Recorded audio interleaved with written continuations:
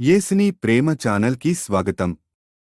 దయచేసి ఈ ఛానల్ని లైక్ చేయండి, షేర్ చేయండి, సబ్స్క్రైబ్ చేయండి. ప్రియ శ్రోతలు, ఈ రోజున మన పాఠం 149 కీర్తన. జాగ్రత్తగా వినండి. భక్తులు ఈ లోకంలో దేవుణ్ణి స్తుతిస్తూ ఉండాలని గేయకారుడు హెచ్చరిస్తున్నాడు. మొదటి 4 వచనాలు: యెహోవాను స్తుతించండి, యెహోవాకు కొత్త కీర్తన పాడండి. భక్తులు కూడుకునే సమాజములో ఆయనకు స్తోత్రగీతము పాడండి. ఇశ్రాయేలీయులు తమను పుట్టించిన వానిని బట్టి సంతోషించెదరుగాక.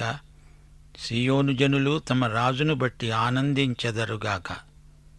నాట్యముతో వారు ఆయన నామమును స్తుతించెదరుగాక. తంబురాతో సితారాతో ఆయనను గూర్చి గానము చేయుదురుగాక. యెహోవా తన ప్రజలయందు ప్రీతి గలవాడు. ఆయన దీనులను రక్షణతో అలంకరిస్తాడు. 9వ వచనం వరకు భక్తులు మహిమలో యెహోవాను ఎందుకు స్తుతిస్తారో చెప్పబడింది.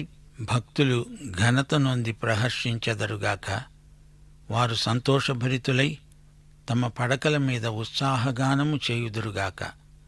వారి నోట దేవునికి చేయబడే ఉత్సాహ స్తోత్రములున్నవి. అన్యజనులకు ప్రతిదండన చేయడానికి, ప్రజలను శిక్షించడానికి గొలుసులతో వారి రాజులను, ఇనుప సంకెళ్లతో వారి ఘనులను, విధింపబడిన తీర్పు వారి మీద నడపడానికి వారి చేతిలో రెండంచులు గల ఖడ్గమున్నది. ఆయన భక్తులకందరికీ ఘనత ఇదే. యెహోవాను సన్నుతించండి. 5వ వచనంలో భక్తులు ఘనత నొందుతారని ఉంది. అంటే ఇది పునరుత్థానం. వారు పడకలపై నుండే ఉత్సాహగానం చేస్తారు. వారు నిత్య విశ్రాంతిలో మహిమలో దేవుణ్ణి స్తుతిస్తారు. వారి చేతిలో రెండంచులు గల ఖడ్గమున్నది. ఇదే దేవుని వాక్యం. హెబ్రీ పత్రిక 4వ అధ్యాయం 12వ వచనం: దేవుని వాక్యము సజీవమై బలము గలదై రెండంచులు గల ఎటువంటి ఖడ్గము కంటే వాడిగా ఉండి ప్రాణాత్మలను కీళ్లను మూలుగను విభజించేంత మటుకు దూరుతూ హృదయం యొక్క తలంపులను ఆలోచనలను శోధిస్తున్నది. శ్రోతలు, పునరుత్థానం చెందిన భక్తులు ఏం చేస్తారు అనుకుంటున్నారా? వారు పరలోకంలో దేవుణ్ణి స్తుతిస్తారు, ఆరాధిస్తారు. 1 కొరింథీ 6వ అధ్యాయం 2వ వచనం ప్రకారం ఈ పరిశుద్ధులు లోకానికి తీర్పు తీరుస్తారు. అది పునరుత్థానం చెందిన విశ్వాసులకు, భక్తులకు కలిగే మహిమ. వీరందరూ క్రీస్తుతో కూడా పరిపాలన చేస్తారు. వీరు క్రీస్తుతో సహయాజకులు, సహపాలకులు. 1000 ఏండ్ల పాలనలో ఈ ప్రవచనం నెరవేరుతుంది. 1 కొరింథీ 15వ అధ్యాయం 24 నుండి 28వ వచనం వరకు సమస్తము ఆయన పాదాల కింద, అనగా యేసుక్రీస్తు పాదాల కింద ఉంచే వరకు ఆయన రాజ్య పాలన చేస్తూ ఉండాలి. కడపట నశింపచేయబడే శత్రువు మరణం. దేవుడు సమస్తము క్రీస్తు పాదముల క్రింద లోబరిచి ఉంచాడు. సమస్తము లోబరచబడి ఉన్నది అని చెప్పినప్పుడు ఆయనకు సమస్తమును లోబరిచినవాడు తప్ప సమస్తమును లోబరచబడి ఉన్నది అనే సంగతి విషదమే. సమస్తమును ఆయనకు లోబరచబడినప్పుడు సర్వములో సర్వమగు నిమిత్తము కుమారుడు సమస్తమును లోబరచిన దేవునికి తానే లోబడతాడు. మహిమలోని విశ్వాసులు ప్రభువుతో కలిసి పరిపాలిస్తారు. దేవునికి స్తోత్రం. ప్రియ శ్రోతలు, వారు యెహోవాకు కొత్త కీర్తన పాడుతారు అని ఉంది గదా. అది విమోచన గీతిక. పునరుత్థానము చెందిన భక్త బృందం పాడే పాట. ఆయన మన విమోచకుడే కాదు, మన సృష్టికర్త. కొండ శిఖరముపైకి ఎక్కి దేవుణ్ణి స్తుతిస్తాము. సముద్ర తీరాన నడుస్తూ దేవుణ్ణి స్తుతిస్తాము. ఎత్తైనా లోతైనా అంతటా దేవునికి స్తుతి స్తోత్రము. విమానంలో గాలిలో ఎగిరిపోతూ దేవుణ్ణి స్తుతిస్తాము. రైలు ప్రయాణంలో కూడా దేవుణ్ణి స్తుతిస్తాము. యేసు ప్రభు తిరిగి వచ్చినప్పుడు ఆయనకు సమస్త జాతులు స్వాగతం పలకవు. గనుకనే ఆయన లోకానికి తీర్పు తీరుస్తాడు. అప్పుడు మనం ఆయనతో ఉంటాము. ఆయన వచ్చి తిరుగుబాటును అణిచివేస్తాడు. ఇనుపదండంతో వారిని శిక్షిస్తాడు. ఇదే మాట 2వ కీర్తన 9వ వచనంలో చెప్పబడింది. ఇనుపదండముతో నీవు వారిని నలగొడతావు, కుండను పగలగొట్టినట్లు వారిని ముక్కలు చెక్కలుగా పగలగొడతావు. గొలుసులతో ఇనుప సంకెళ్లతో వారు బంధించబడతారు. ప్రభువుతో కలిసి ఇలా తీర్పు తీర్చే ఘనత దేవుడు మహిమలో తన విశ్వాసులకిస్తున్నాడు.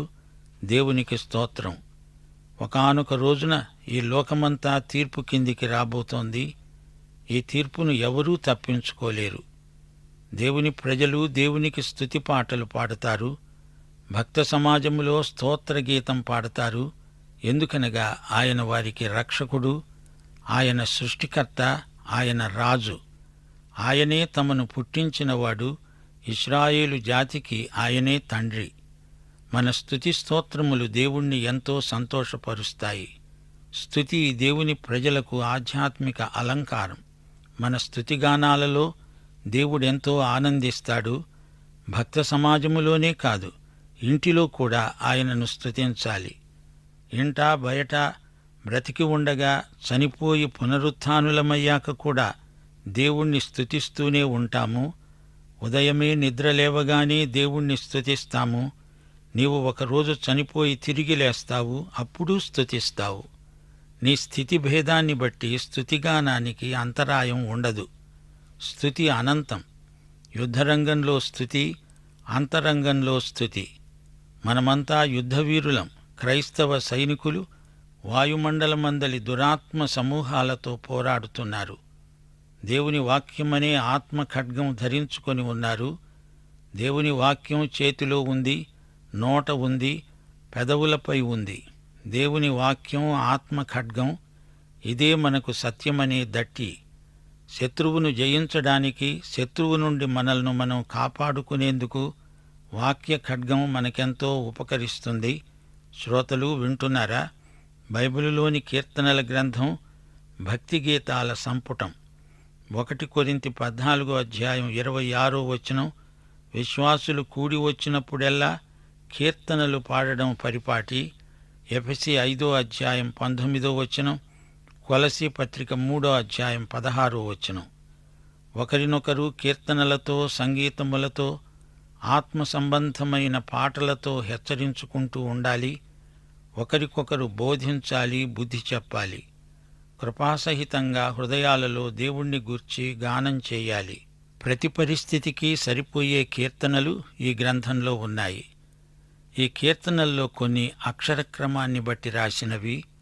అలెఫ్, బేత్, గీమెల్, దాలెత్, హే, వావ్, జాయిన్, హేత్, తేత్, యోద్, ఖఫ్, లామెద్, మేమ్, నూన్, సామెహ్, ఐన్, పే, సాదే, ఖోఫ్, రేష్, షీన్, థౌ.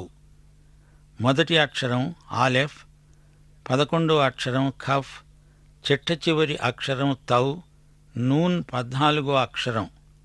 దేవుణ్ణి స్తుతించడానికి ఎన్నో విధానాలున్నాయి. గాత్రం ద్వారా, సంగీత వాయిద్య సాధనాల ద్వారా దేవుణ్ణి స్తుతించవచ్చు. మన హావభావాల ద్వారా దేవుణ్ణి స్తుతించటం జరుగుతూ ఉంది. దేవుడు తన ప్రజల యందు ఎంతో ఆనందిస్తాడు. మనము కూడా దేవుని యందు, దైవస్తుతి ఆరాధన యందు ఆనందించాలి.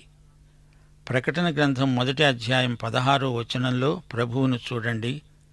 ఆయన తన కుడిచేత 7 నక్షత్రాలను పట్టుకొని ఉన్నాడు. ఆయన నోటి నుండి రెండంచులు గల వాడి అయిన ఖడ్గమొకటి బయలువెడలి ఉన్నది. ఆయన ముఖము మహా తేజస్సుతో ప్రకాశిస్తున్న సూర్యుని వలె ఉన్నది. రెండంచుల ఖడ్గం సంపూర్ణమైన తీర్పును సూచిస్తుంది. ఆయన రెండవ రాకడలో సువార్తను ఎదిరించిన వారికి ప్రతిదండన జరుగుతుంది. అదే ఈ ఖడ్గం. దేవుని మహోన్నతి, శక్తి, ఆయన ప్రభావము మనలను స్తుతికి ప్రేరేపిస్తాయి. దేవుణ్ణి స్తుతించి ఆరాధించే విశ్వాసుల ఉద్రేకాలు వారు పాడే పాటల్లో, చేసే ప్రార్థనల్లో వ్యక్తమవుతాయి. ఆరాధకుని లోతైన అనుభవం, దేవుని ప్రేమలోని దివ్యానుభూతి స్తుతిలో వ్యక్తపరచబడడం జరుగుతుంది. ఇది దేవునికి ఎంతో ఇష్టం. దేవాలయంలో, సంఘారాధనలో దైవస్తుతి ప్రాముఖ్యమైన అంశం. పాత నిబంధన కాలంలోని భక్తులు ప్రార్థనా జీవితంలో ఎంత ఎత్తుకు ఎదిగారో కీర్తనల గ్రంథం మనకు తేట తెల్లం చేస్తుంది. శ్రోతలు మరోసారి ఈ 149 కీర్తనలోని స్తుతి అంశాలను స్వంత ప్రార్థనలుగా చేసుకొని చూడండి. గేయకారుడు అంటున్నాడు, దేవా, నీవు నా ప్రజలకు సృష్టికర్తవు, రక్షకుడవు, నీకు స్తుతి. దుర్మార్గులకు ప్రతీకారం చేస్తావు, నీకు స్తుతి. ఆనందమయుడనై నీకు స్తుతిగానం చేస్తాను. ప్రతిసారీ నీకు కొత్త పాట పాడతాను. ప్రతి ఉదయము క్రొత్తగా కరుణ చూపుతావు, నీకు స్తుతి. పరిశుద్ధులు పాడుకోవడానికి రోజుకో కొత్త పాట ఇస్తావు, నీకే స్తుతి స్తోత్రము. ఇశ్రాయేలు ప్రజలు ఈజిప్టులో బానిసలుగా ఉండగా వారిని ఒక జాతిగా రూపొందించావు, నీకు స్తుతి. పరలోక రాజా, నీకు స్తుతి. దేవా, నీవంటే మాకెంతో ఆనందం. మా శరీర జీవాత్మలు నీ స్తుతిగానంలో నిమగ్నమైపోతున్నాయి. ఇది మాకు మహానందం, పరమానందం. మా స్థితిగతులను అధిగమించిన ఆనందం నీయందు మాకున్నది. మాయందు నీవు ఆనందిస్తున్నావు. క్రీస్తునందు మమ్ములను చూచినప్పుడు నీకెంతో ఆనందం. ప్రభూ, మమ్ములను పాపమనే అసహ్యకరమైన స్థితి నుండి తప్పించి రక్షణ అనే పవిత్ర సౌందర్యాన్ని మాకనుగ్రహించి క్రీస్తు పరిపూర్ణ సౌందర్యం మాకు ప్రాప్తించేటట్లు మాలో పని ఆరంభించావు, నీకు స్తుతి. ప్రియ శ్రోతలు, ఈ విధంగా కీర్తనల్లోని ప్రార్థనను మన స్వంతం చేసుకోగలం. వింటున్నారా? దేవుని ప్రజలెవరు? దేవుడు అతి నైపుణ్యంతో చేసిన కళాఖండాలు. మన దేవుడు సత్య ఏక దేవుడు. ఆయన ప్రజలు ఎంతో ధన్యులు. దేవుడు అనుగ్రహించే పాప విమోచన అనుభవించడం, ఆయన బహూకరించే నీతి వస్త్రాలు ధరించడం మనకెంతో గౌరవప్రదం. పాత నిబంధన కాలంలో దుర్మార్గులపై దేవుడు ప్రతీకార చర్య తీసుకునేందుకు దేవుడు ఇశ్రాయేలీయులను తన సాధనంగా వాడుకున్నాడు. ఈ కొత్త నిబంధన కాలంలో మన యుద్ధాయుధాలు భౌతికమైనవి కావు, ఆధ్యాత్మికమైనవి. చెడుగును నిరోధించాలంటే దేవుని వాక్యాన్ని ప్రకటించాలి, ప్రార్థన చెయ్యాలి. ఇది ఆధ్యాత్మిక యుద్ధం. ఈ యుగాంతంలో క్రీస్తు ప్రత్యక్షమై దేవునికి విరోధులైన వారి మీద ప్రతీకారం తీరుస్తాడు. ఆ సమయంలో దేవుని ప్రజలు ఆయనతో ఉంటారు. ఈ లోకానికి తీర్పు తీర్చటంలో ప్రభువుతో ఉంటారు. ప్రియ శ్రోతలు, ప్రార్థన, స్తుతి, ఆరాధన సంఘ జీవితానికి ఆయువు పట్టు. ఆదిమ సంఘం మేడగదిలో ప్రార్థనలో ఆవిర్భవించింది. 120 మందితో ఆరంభమై ఆ తరువాత 3,000 మంది చేర్చబడిన తరువాత విశ్వాసుల సంఖ్య 5,000కు పెరిగింది. అపొస్తలులు ఎడతెగక ప్రార్థించారు. అపొస్తల కార్యములు 6వ అధ్యాయం 4వ వచనం. వారన్నారు, మేము ప్రార్థనయందు వాక్య పరిచర్యయందు ఎడతెగక ఉంటాము. ఆదిమ సంఘంలో విశ్వాసులు అనుదినము ప్రార్థించారు. వారు ప్రార్థన, ఆరాధన మనుషులు. ఎక్కువ ప్రార్థించే వ్యక్తులు. బైబిలు ఎక్కువ చదువుతారు, ధ్యానిస్తారు. ప్రియ శ్రోతలు, వ్యక్తిగత స్తుతి ఆరాధన సమయం పరలోకపు తండ్రితో సన్నిహిత ప్రేమ సహవాసానికి ద్వారం తెరుస్తుంది. స్తుతి, ప్రార్థన, ఆరాధన వ్యక్తిగతమైనప్పుడు దేవునితో సహవాసం మధురమై ఆత్మకు ఎంతో తృప్తి కలిగిస్తుంది. కీర్తనల గ్రంథంలో మనం ఇదే నేర్చుకున్నాము. మనం ప్రార్థించే దేవుని యందు మనకు అధిక విశ్వాసం కలుగుతుంది. దేవుడు ఎంతైనా నమ్మదగినవాడు. ప్రార్థన, స్తుతి ఏకాంతంగా ప్రభువుతో గడిపే సమయం. దేవుడు మనతో అట్టి సహవాసం చేయగోరుతున్నాడు. మన స్తుతి ప్రార్థన యందు దేవుని సన్నిధిని గుర్తించి భయభక్తులు అలవరుచుకుంటాము. కృతజ్ఞతాస్తుతులు సమర్పించటం అంటే నిన్ను నీవు దేవునికి సమర్పించుకోవటమే. ఇదే సజీవ యాగం. కీర్తన 100:4వ వచనమంటోంది, కృతజ్ఞతార్పణ సమర్పిస్తూ దేవుని గుమ్మాలలో ప్రవేశించండి. కీర్తనలు పాడుతూ ఆయన ఆవరణములలో ప్రవేశించండి. ఆయనను స్తుతించండి, ఆయన నామమును ఘనపరచండి. ఇదే హెచ్చరిక కీర్తనల గ్రంథమంతటా మనకు వినపడుతూనే ఉంటుంది. దేవుడెవరు? దేవుని స్వభావం ఎలాంటిది? ఆయన గుణాతిశయములెలాంటివి? ఇవన్నీ స్తుతించే విధానాన్ని వ్యక్తిగతంగా మనకు అర్థవంతం చేస్తాయి. దేవుడు వ్యక్తిగతంగా ఏమి చేశాడు అనగా ఆయన వరం, ఆశీర్వాదం, ప్రార్థనకు ఆయన ఇచ్చిన జవాబులు గుర్తించడం, ఇవన్నీ కృతజ్ఞతాస్తుతులే. దేవుడు ఏమై ఉన్నాడో అదే మన జీవితాన్ని మారుస్తుంది, పరివర్తన చెందిస్తుంది. దేవుడు నా రక్షకుడు, ఆయన నా గత పాపాల నుండి నన్ను రక్షించాడు. ఆయన నా రక్షకుడు, నా విమోచకుడు, ఆయన నన్ను రక్షించే ప్రభువు. భయాల నుండి, అనుమానాల నుండి, నా క్షణిక ఉద్రేకాలలో నాకు కలిగే తొందరపాటు ధోరణుల నుండి నన్ను రక్షించి విడుదల ప్రసాదించే ప్రభువు మన రక్షకుడు. మహాబలుడు, విశ్వసనీయుడు అనే తలంపులను వ్యక్తం చేసినప్పుడు అది స్తుతి సమర్పణకు ఆధారమవుతుంది. దేవుడు సర్వశక్తిమంతుడు, దేవునికి స్తుతి. మనకు ఆధ్యాత్మిక జీవితంలో ఎదురయ్యే అంతరాయాలను ఆయన తొలగించడానికి సమర్థుడు. ఏది ఏమైనా ఆయన నన్ను బలపరుస్తాడు. ఆయన సర్వశక్తిమంతుడు అనే విశ్వాసాన్ని ప్రకటించటమే స్తుతిలోని విశేషం. దేవుడే మన సత్యప్రత్యక్షం. దేవా, నీవు విశ్వసనీయుడవు, సత్యసంధుడవు. నీ వాక్య సత్యాన్ని నేను మనస్ఫూర్తిగా నమ్ముతున్నాను. నీ వాక్యం ఎన్నడూ వృథా కాదు. నీ వాక్యము బంధించబడనేరదు. నీ సత్యమందే మాకు స్వేచ్ఛ ఉన్నది. నీ వాక్యమిచ్చే సర్వస్వతంత్రాన్ని బట్టి నేను తిన్నగా నడువగలను. ఇదే నమ్మకాన్ని మనం పదే పదే పునరుద్ఘాటించాలి. ఈ విధంగా ప్రతిరోజు దేవుని స్వభావ గుణగణాదులను మనం స్మరించుకోవడం స్తుతి జీవితానికి ఎంతో అందాన్ని సంతరిస్తుంది.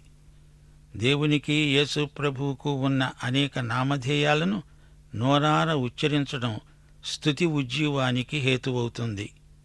మన స్తుతి జీవితం ఏ రోజుకా రోజు తాజాగా ఉండాలి. దేవుని ఎదుట విరిగి నలిగిన హృదయంతో స్వచ్ఛందంగా నిన్ను నీవు అప్పగించుకోవడం స్తుతి జీవితంలో ఎంతో మధురమైన అనుభూతి. శరీరమే కాదు, మన హృదయమే దేవుని సన్నిధిలో మోకరిల్లాలి. శరీర పాపాలు జరగకుండా ప్రతిరోజు మొట్టమొదట శరీరాన్ని ఆయనకు సజీవయాగంగా ఇచ్చివేయటం తెలివైన పని. ఇది మన ప్రాథమిక కర్తవ్యం. పాఠం సమాప్తం.